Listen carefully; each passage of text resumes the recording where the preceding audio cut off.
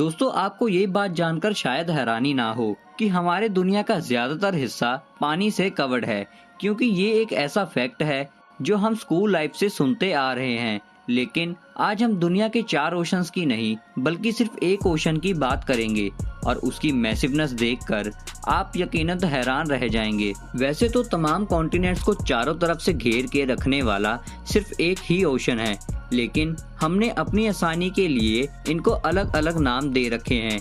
ये ओशंस 4 अलग अलग रीजन्स में डिवाइडेड हैं: अटलांटिक, इंडियन, आर्टिक और पैसिफिक ओशन। हम बाकी 3 ओशंस को हटाकर सिर्फ इस ओशन की बात करने जा रहे हैं जिसको पैसिफिक ओशन कहा जाता है। पैसिफिक ओशन अकेला ही इतना बड़ा है कि अगर पेरू और चिली के बीच ओशन के बॉटम तक जाकर एक सुराख किया जाए और उस सुराख को आर पार करके सीधा अर्थ की ऑपोजिट साइड पर निकाला जाए, तो आपको ये बात जानकर हैरत होगी कि इतना सब कुछ करने के बाद भी आप वियतनाम और ताइवान के करीब पैसिफिक ओशन से ही निकलेंगे। अर्थ के किसी भी एक स्पॉट के ठीक ऑपोजिट साइड वाले स्पॉट को एंटीपोड कहा जाता है। पैसिफिक ओशन इतना बड़ा है कि इसके खुद के ही कई एंटीपोड मौजूद हैं, लेकिन ये इसका साइज जानने की सिर्फ एक शुरुआत है। हमारा अर्थ का पूरा एक गोल चक्र यानी अर्थ का सरकमफेरेंस 40,000 किलोमीटर बनता है। यानी अगर किसी एक पॉइंट से हवाई जहाज फ्लाई करे तो पूरे 40,000 किलोमीटर का डिस्टेंस कवर करने के बाद जहाज वापस उसी जगह पर पहुंच जाएगा जहां से उसने टेक ऑफ किया था। पैसिफिक ओशन में कई एरियाज ऐसे हैं जिनके बीच का टोटल डिस्टेंस पूरे अर्थ के सरकमफेरेंस का 50% है। जी हाँ, ये हिस्सा इंडोनेशिया और कोलंबिया के बीच मौजूद है, जिसको पैसिफिक ओशन का सबसे लंबा हिस्सा माना जाता है और ये तकरीबन 20,000 किलोमीटर बनता है। रिसर्च के दौरान ये बात जानकर हैरानी हुई कि इंडोनेशिया और कोलंबिया के बीच पैसिफिक ओशन के इस हिस्से में हमारा पूरा चांद फिट आ सकता है। सिर्फ एक चांद नहीं बल्कि लाइन से पूरे 5 चांद फिट आ सकते हैं और उसके बावजूद भी इसमें काफी जगह खाली बच जाएगी। पैसिफिक ओशन की मैसिवनेस का अंदाजा आप इस बात से लगा लें कि हम इस पूरे ओशन को एक साथ देख भी नहीं सकते। किसी शिप में सवार होकर पैसिफिक ओशन के साइज का अंदाजा लगाना तो एक इम्पॉसिबल टास्क है, क्योंकि हमारी आंखें अर्थ के होराइजन को देख रही होती हैं और ये होराइजन कर्व्ड हो जाता है। इसी वजह से हम ज्यादा दूर तक नहीं देख सकते। यही रीजन है कि समंदर में दूर दूर तक देखने पे समंदर और आसमान एक दूसरे से मिले हुए लगते हैं। 6 फुट लंबा इंसान समंदर में सिर्फ 5 किलोमीटर दूर तक देख सकता है। अगर उसके भी पार देखना हो तो किसी ऊंची जगह से देखना जरूरी हो जाता है।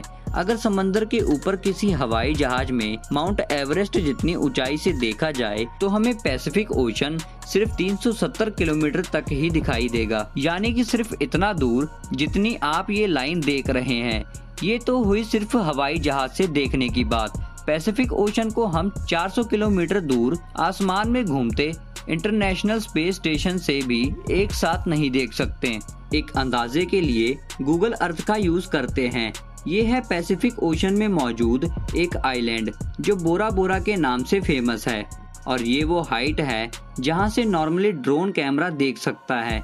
जूम आउट करके अब हम 10 किलोमीटर की हाइट तक पहुंच गए हैं जहां से नॉर्मली कमर्शियल एयरप्लेन में बैठ के देखा जा सकता है। और जूम आउट किया जाए तो 400 किलोमीटर की हाइट पर अब हम इंटरनेशनल स्पेस स्टेशन की ऊंचाई से पैसिफिक ओशन को देख रहे हैं।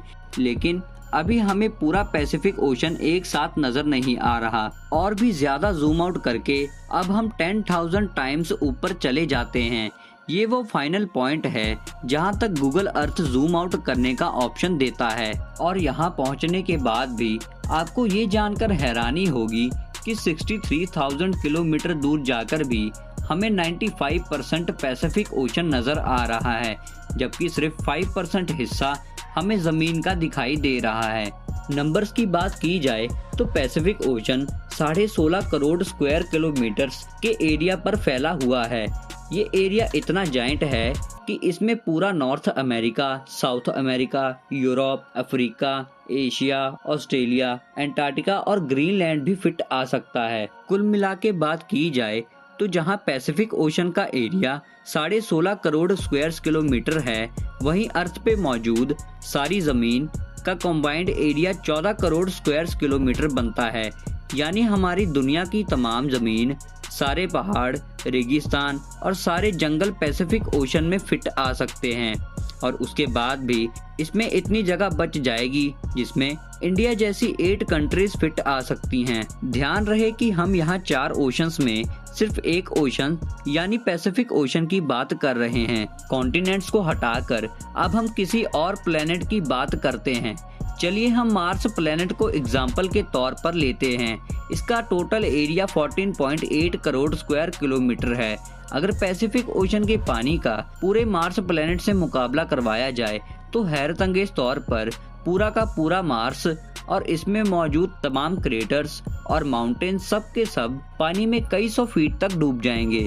अभी तक हमने पैसिफिक ओशन के सरफेस की बात की है। जितना बड़ा ये ऊपर से दिखता है उससे भी कई ज्यादा ये गहरा भी है। पैसिफिक ओशन में चैलेंजर डीप ट्रेंच के नाम से पहचाना जाने वाला पॉइंट अभी तक ढूंढा जाने वाला सबसे डीपेस्ट पॉइंट है, जो समंदर की सतह से 11 किलोमीटर नीचे है। और पैसिफिक का ये गहरा पॉइंट कोई अकेला पॉइंट नहीं है। पैसिफिक ओशन में ढूंढे जाने वाले 3 ट्रेंच और भी हैं, जिनकी गहराई 10 किलोमीटर से भी ज्यादा है।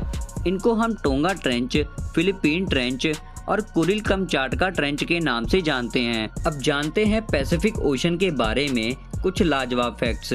आज से 509 साल पहले फेर्डिनेंड मैगेलियन नाम के यूरोपियन शख्स ने पूरा पैसिफिक ओशन पार किया था और उसी ने ही इसे पैसिफिक का नाम दिया था, जिसका मतलब है पीसफुल सी।